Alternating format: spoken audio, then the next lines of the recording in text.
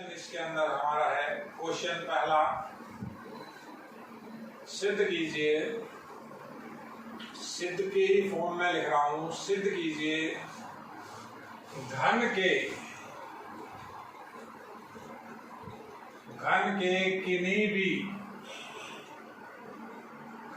किन्हीं भी दो विकर्णों के मध्य का कोण, दो विकर्णों के मध्य का कोण cos इनवर्स 1/3 होता है। सिद्ध कीजिए घन के किन्हीं भी दो विकर्णों के मध्य का कोण cos इनवर्स 1/3 होता है। तो ये जो क्वेश्चन है, अब बच्चा ये कहता है कि सर इस क्वेश्चन को मैं दूसरी विधि से भी कर देता हूं, शायद किसी ने किया भी होगा। तो इसके लिए मैं आपको एक बात बता देता हूं, जब क्वेश्चन आएगा वो कहेगा सदिश विधि से कीजिए, सदिश विधि की सहायता से। वो क्लियर लिख देगा आपको, सदिश विधि की सहायता से, यानी आप वेक्टर को काम में लीजिए और इस क्वेश्चन को कीजिए। तो आपने पूरा वेक्टर, पूरा 3D पढ़ चुके हैं। तो हम किस तरह से करेंगे, बहुत इंपॉर्टेंट क्वेश्चन है, इम्पोर्टेंट, ये दोनों क्वेश्चन इम्पोर्टेंट बचे हुए थे, इसीलिए मैंने एक वीडियो लेक्चर फालतू बनाया है। आप ये चीज गौर से देखिए। ये जो क्वेश्चन है बुक में है, लेकिन वो आपको ऐसा लगेगा कि जाने किस तरह का क्वेश्चन है, आएगा कि नहीं आएगा, बहुत इंपॉर्टेंट है बेटा। देखिए, तो हम क्या करेंगे, हम एक घन की बात करेंगे। घन के अंदर, किसी भी घन के अंदर 4 विकर्ण होते हैं। अब घन कैसे समझेंगे, देखिए मैं पहले आपको डायग्राम के ऊपर ही लेके जा रहा हूं। मेरे पास ये कोई 3D निर्देशीय एक्सिस लिखी हुई है। थोड़ा सा बड़ा क्वेश्चन है, थोड़ा आप पेशेंस रखेंगे इसमें, बहुत इंपॉर्टेंट क्वेश्चन है बेटा। एक्स एक्सिस, वाई एक्सिस और जेड एक्सिस, ये एक्स हो गया, ये वाई हो गया और ये जेड हो गया, किसी भी तरह से मान सकते हैं, ओरिजिन हो गया। अब हमारे पास जो घन होता है, घन के अंदर जितनी भी फलक होती हैं, सब फलक की डिस्टेंस बराबर होती है। घन कैसी आकृति हो जाती है, 3D के अंदर आ जाती है।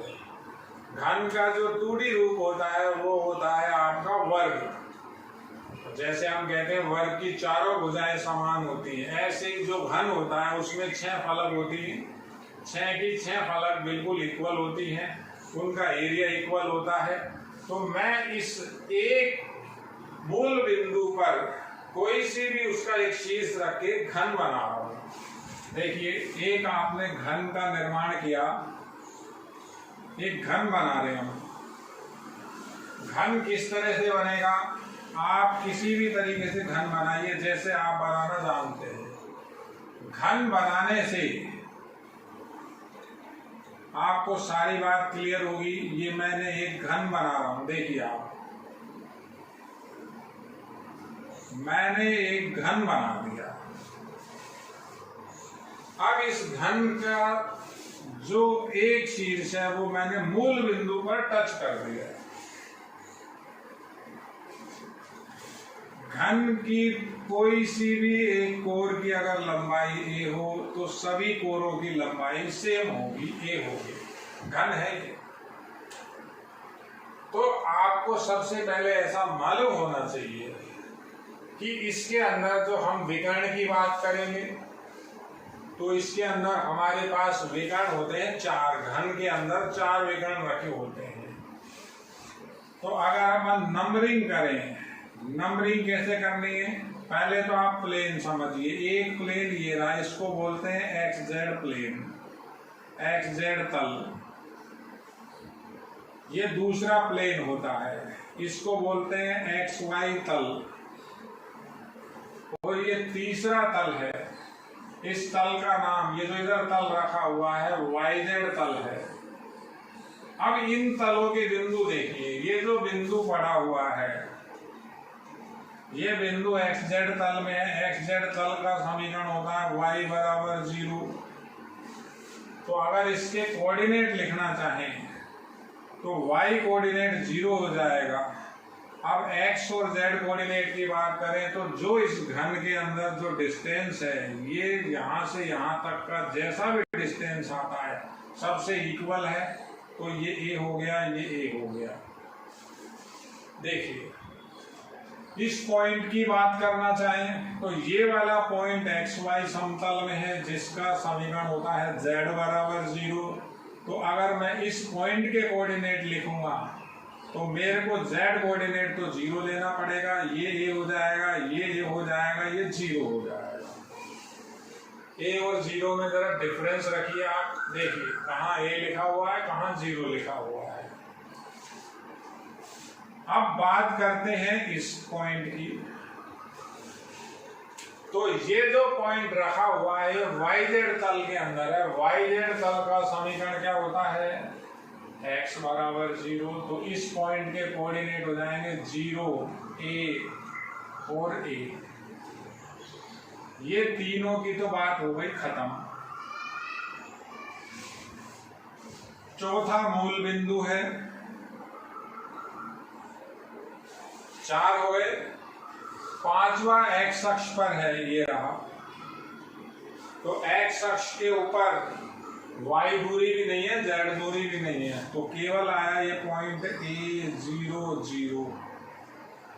ये वाला बिंदु y अक्ष पर है, तो x0 y का मान a और ये 0, ये a कैसे, यहां से यहां तक जो इस घन की जो साइड होगी वो a। ऐसे ये z है, ये 0, ये 0 और ये a।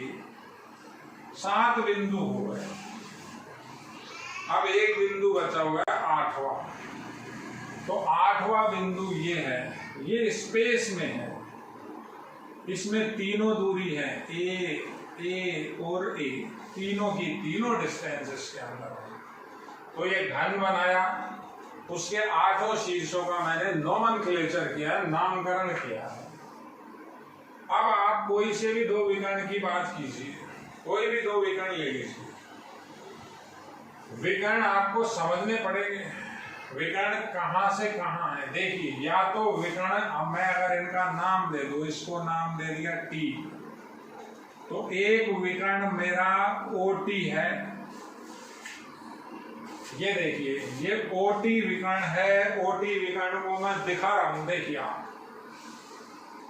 ये विकर्ण OT, ये OT विकर्ण। OT विकर्ण कैसे, जैसे हमारे पास कोई घन हो तो विकर्ण OT विकर्ण ऐसा रखा हुआ होगा, एक विकर्ण ऐसे रखा हुआ होगा, एक इधर रखा होगा, एक इधर रखा होगा, 4 विकर्ण है। OT विकर्ण आपको समझना पड़ेगा। देखिए, और एक विकर्ण कोई सा भी और ले लीजिए। अगर अपन इस बिंदु की बात कर लें, इस बिंदु को मैंने नाम दे दिया P, तो एक विकर्ण मेरे को और चाहिए, अभी एक विकर्ण और। तो ये P से वो जो विकर्ण मिलेगा वो ये L बिंदु मान लें, तो वो विकर्ण ऐसे। अब 3D पिक्चर है, ये सारी बात आपको यहाँ देखनी पड़ेगी। तो एक PL विकर्ण ले लिया, एक OT विकर्ण ले लिया। यहां से वो उधर दूसरे एक कोने से दूसरे कोने तक, जैसे हमारे पास घनाभ है तो एक कॉर्नर से एक विकर्ण इधर, एक उधर से एक विकर्ण इधर, दूसरा। बिल्कुल क्लियर है।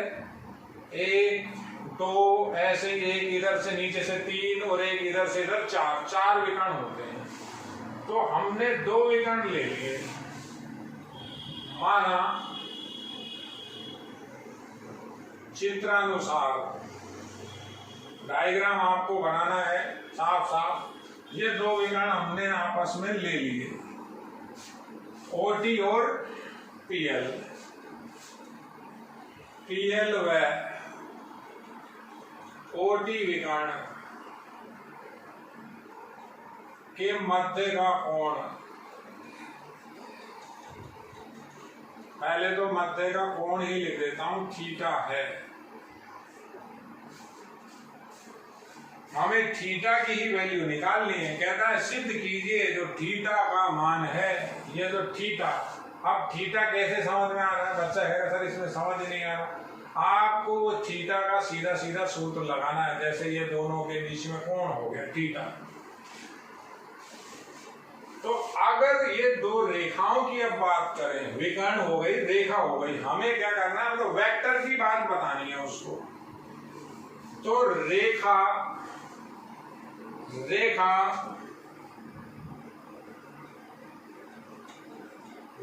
कौन सी? ओटी व पीएल पर दो बिंदु हैं। पहले हम ओटी रेखा की बात कर लेते हैं। ओटी रेखा पर बिंदु O000 ये रहा, और टी बिंदु के कोऑर्डिनेट थे वह टी ए है। तो मैंने आपको ऐसा बताया हुआ है, अगर किसी भी रेखा पर दो बिंदु हो तो उस रेखा के दिक् अनुपात आ जाते हैं। बिल्कुल सही है। आपको देखिए ये बताया है, कोई भी रेखा है, अगर दो पॉइंट हैं, एक पॉइंट है x1 y1 z1 और एक है x2 y2 z2, तो इस रेखा के अंदर जो dr होते हैं वो ऐसे लिख देते हैं अपन, x2 minus x1, y2 minus y1 और z2 माइनस z1। और अगर dr ही आ जाते हैं, जब उसमें आपने डायरेक्शन देख ली तो उसकी इस को अगर हम b सदिश या a सदिश मान लें, तो a सदिश को भी लिख सकता हूँ। हालांकि मुझे यहाँ नीड नहीं है। कैसे? x2 minus x1 i cap, y2 minus y1 j cap और z2 minus z1 k cap. तो ये dr हो गए। हालांकि इस चीज की मुझे नीड नहीं पड़ रही, मैं केवल इतनी सी बात बता रहा हूं, अगर किसी भी रेखा पर दो बिंदु हैं तो मेरे को उन बिंदुओं से आपस में जब मैं uनको घटाऊंगा तो मेरे पास दिक् अनुपात आ जाएंगे। तो मैं लिख सकता हूं ओटी रेखा के dr क्या हो जाएंगे? a minus 0, again a minus 0 and again a minus 0। तो एक बार लिखता हूं ओटी के dr a आया, ये भी a आया और ये भी a आया, ये ओटी के dr हो गए। अब dr किसके निकालेंगे? pl के। pl पर भी दो बिंदु हैं। pl रेखा पर दो बिंदु कौन कौन से हैं? P00A व L बिंदु हो रहा, A0 है। तो PL के दिक् अनुपात, dr यानी दिक् अनुपात, तो कैसे निकलेंगे? घटाएं, देखिए a माइनस 0, a माइनस 0 और 0 माइनस a। तो PL रेखा के भी dr मुझे मिल रहे हैं। मैं यहां से थोड़ा सा हटा रहा हूं। देखिए बेटा, हटाते हुए ही मैं आपको एक सवाल करूंगा, डायग्राम बना रहे ताकि कुछ बताना पड़ जाए तो फिर आपको दोबारा बता सकता हूं। तो PL के दिक् अनुपात कितने हो गए? PL के दिक् अनुपात हमारे पास हो गए a और माइनस a। देखिए, अब जब किसी भी दो रेखाओं में हमें dr मालूम है तो हम उनके बीच का कोण लिख सकते हैं। तो कोण तो कोस थीटा बराबर आपको सूत्र बता रखा है। सूत्र कैसा बता रखा है, सूत्र की भी बात कर लेते हैं एक बार दोबारा। कोस थीटा का सूत्र बता रखा है A1 A2 B1 B2 C1 C2 under root car के रूप में, सदिश रूप में भी लिख सकते हो सूत्र को, एक ही बात है। A1 का वर्ग B1 वर्ग C1 का स्क्वायर और दूसरे में A2 square B2 square C2 square. ये कब, जब दो रेखाओं में dr मालूम हो, इसमें dr हो A2 B2 C2 और इसमें dr हो A1 B1 और C1, तो बीच का कोण थीटा निकालने का ये सूत्र है। तो इसको हम यहाँ लगा रहे हैं इस फॉर्मूले को, बिल्कुल सिंपल है। डायग्राम वहां ढंग से बनाना है, क्वेश्चन इंपॉर्टेंट है। तो कैसे लिखेंगे अब, तो मध्य का कोण कोस थीटा बराबर ये dr ये रहे, देखिए 1 2 3, तो a इंटू उसका a प्लस a इंटू फिर a फिर प्लस a इंटू अब माइनस a, देखिए अपॉन ये लिखा A1 A2 plus B1 B2 plus C1 C2 upon under root पहले में A1 स्क्वायर A स्क्वायर फिर A स्क्वायर फिर A स्क्वायर और अंडर रूट दूसरे में A square plus minus A square. तो कोस थीटा क्या हो गया, ऊपर आया A square plus A square minus A square, नीचे अंडर रूट ये 3A स्क्वायर हो गया, ये भी अंडर रूट 3A स्क्वायर हो गया। देखिए बिल्कुल सिंपल है। तो हमारा बीच का कोण क्या आ जाएगा, cos थीटा बराबर एक A स्क्वायर से एक A स्क्वायर कट जाएगा, ऊपर A square under root same हो गए तो एक अंडर रूट खत्म, 3A स्क्वायर। cos थीटा की वैल्यू 1/3, थीटा की वैल्यू आ गई cos इनवर्स 1/3। देखिए ये आपका दो विकर्णों के मध्य का कोण है, चाहे ये कोण समझ लीजिए चाहे ये कोण समझ लीजिए, कोण आपको बनाने की नीड भी नहीं पड़ेगी। डायग्राम बनाना है, आठों के आठों निर्देशांक लिखने होंगे। कोई बच्चा ये ना सोचे साहब 2 लिख देता हूँ तो काम के, ऐसे नहीं बेटा, जो चीज हम जानते हैं उसको सारी चीजें बतानी है, पूरी बात बतानी है। तो एक क्वेश्चन आप ये देखिए, बहुत इंपॉर्टेंट क्वेश्चन है ये। एक मैं आपको लघुत्तम दूरी का क्वेश्चन और बता रहा हूं। वो लघुत्तम दूरी का जो क्वेश्चन है वो आपको मैं उसकी फॉर्म बना के बता दूंगा कि किस तरह से आपके पास वो क्वेश्चन आ सकता है। कई बार ऐसा हो चुका है कि बच्चा उस क्वेश्चन की जो रेखाएं थी वो समझ नहीं पाया, रेखा किस तरह से दे रखी थी। मैं क्वेश्चन लिखता हूं, वो भी निम्न दो रेखाओं में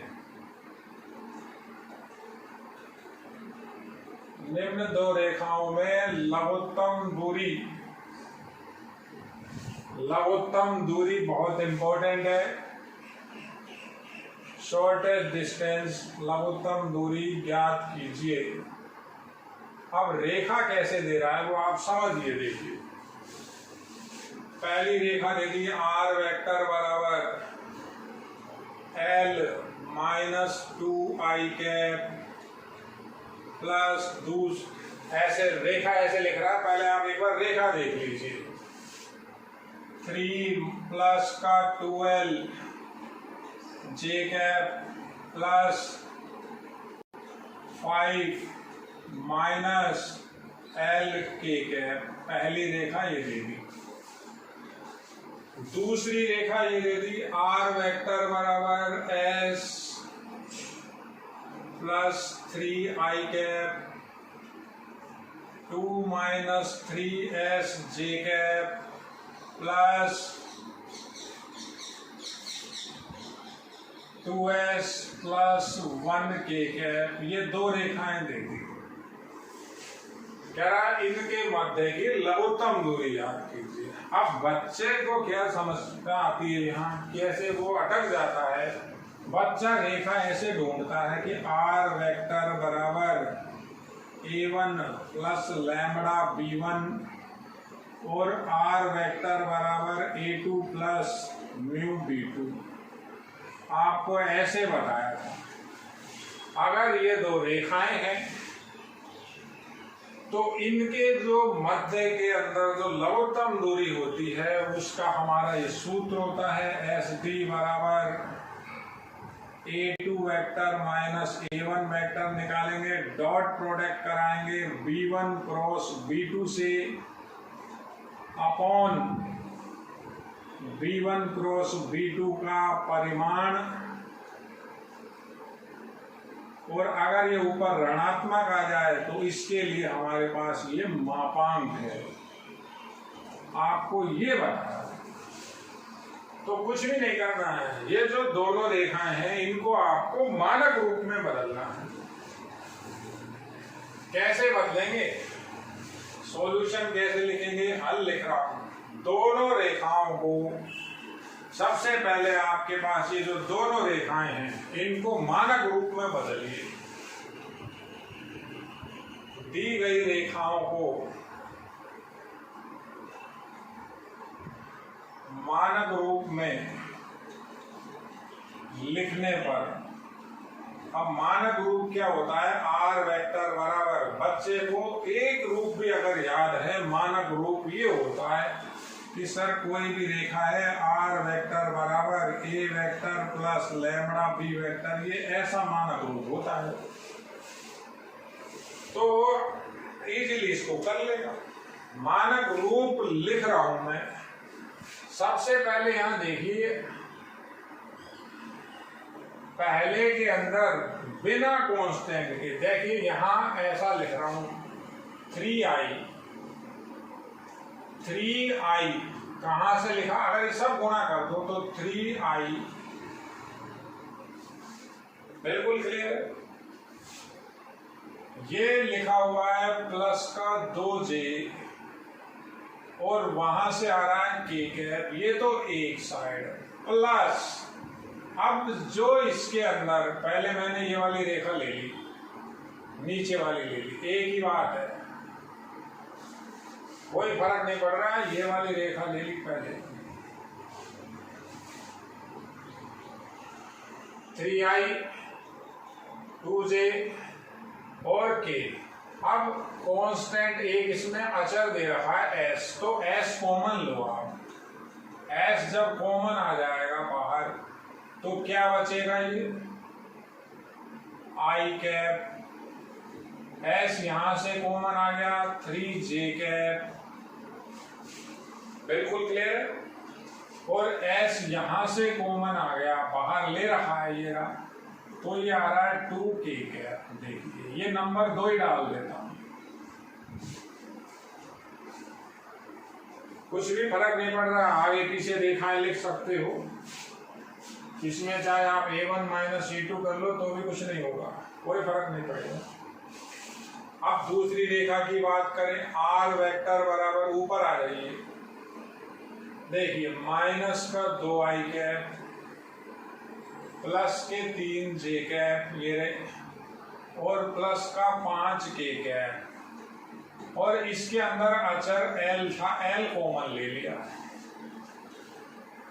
l ये कॉमन ले लिया, ये रहा l कॉमन। जब आपने l कॉमन ले लिया तो l से गुणा, ये i कैप इससे गुणा हो रहा था तो l तो कॉमन आ गया, तो बचेगा क्या, i कैप, l कॉमन आ गया, 2j,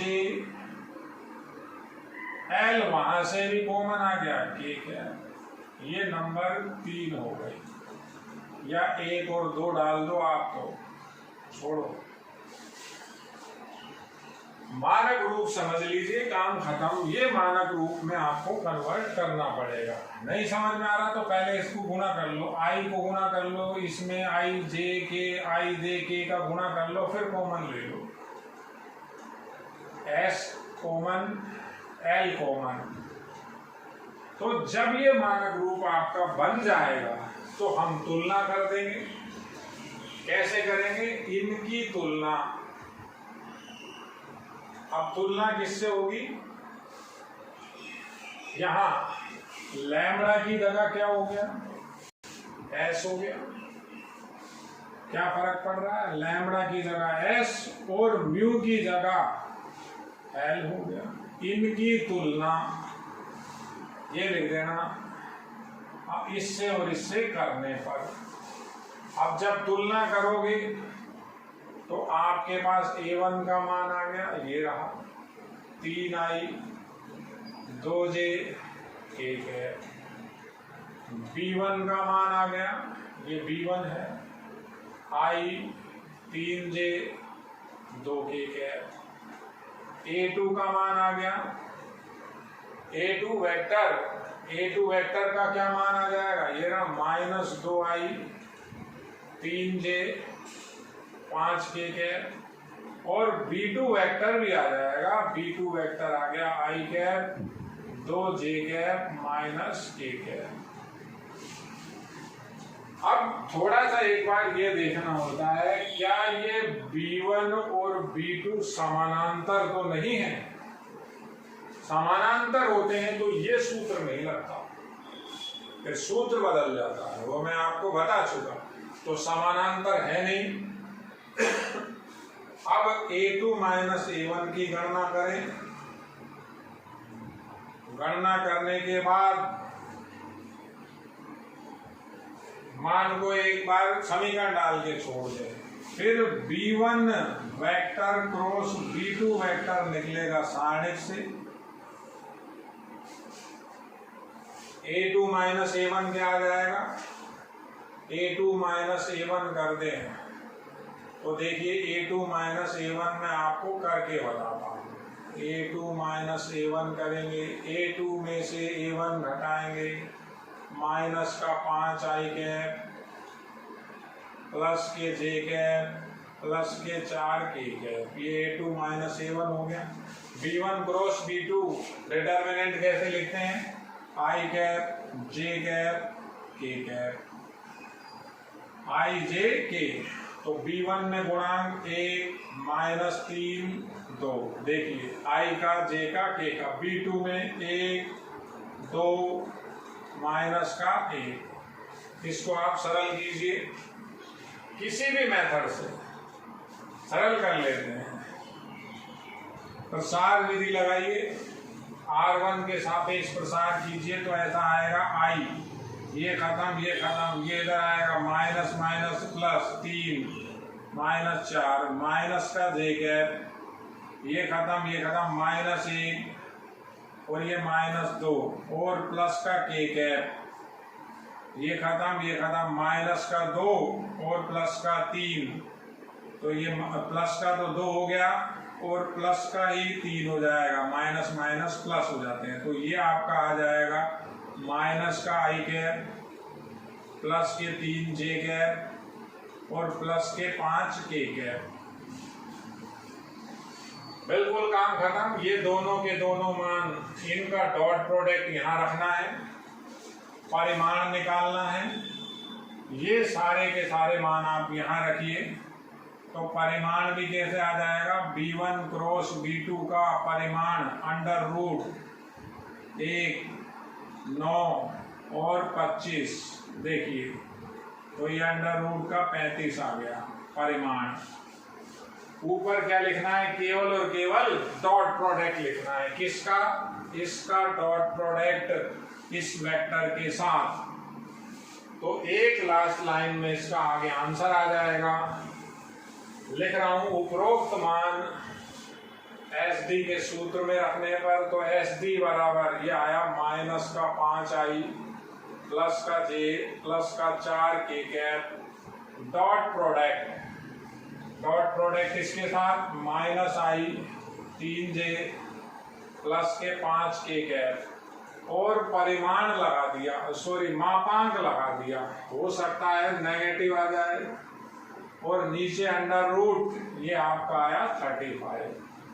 तो एस डी का मान आ गया, एस डी क्या आ जाएगा, डॉट प्रोडक्ट करना है, I dot I one, J dot J one, के डॉट के वन, बाकी सब 0। तो पहला 5 आया कैसे, अभी एक फॉर्मूला लिखा था, A1 A2 B1 B2 C1 C2 सबका जोड़, तो -5 का -1 से +1 का 3 से +4 का गुणा 5 से, और ये परिमाण मापांक और ये √35। तो एस डी का मान आया कितना हो गया, ये 5 + 3 + 20 बटा √35। मापांक हटा दिया मैंने, बिल्कुल सिंपल है, 25 और 28/√35 इकाई।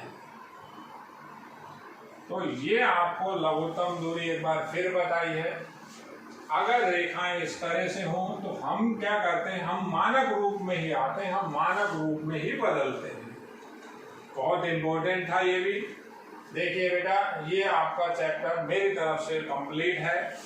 फिर भी अगर किसी बच्चे की कोई प्रॉब्लम है तो पर्सनली मेरे व्हाट्सएप नंबर पर मुझे क्वेश्चन भेज सकता है, कॉल कर सकता है। दोनों के दोनों चैप्टर बहुत इंपॉर्टेंट थे, 13 एंड 14। 13 एंड 14 बहुत अच्छे और बहुत स्ट्रॉन्ग चैप्टर में आते हैं। इनको आपको बहुत तरीके से देखना है। इनमें लगभग दोनों चैप्टर में मिला के 28 या 29 वीडियो हैं, तो सभी वीडियो को आप एक बार फिर से देखिए। अगर वीडियो का पर्पज भी होता है कि हम बार बार उस चीज को रिवाइज भी कर सकते हैं, अगर हम कहीं अटके हैं तो अगर उसे दोबारा देखेंगे तो वो फिर आपको जरूर क्लियर होगी। धन्यवाद।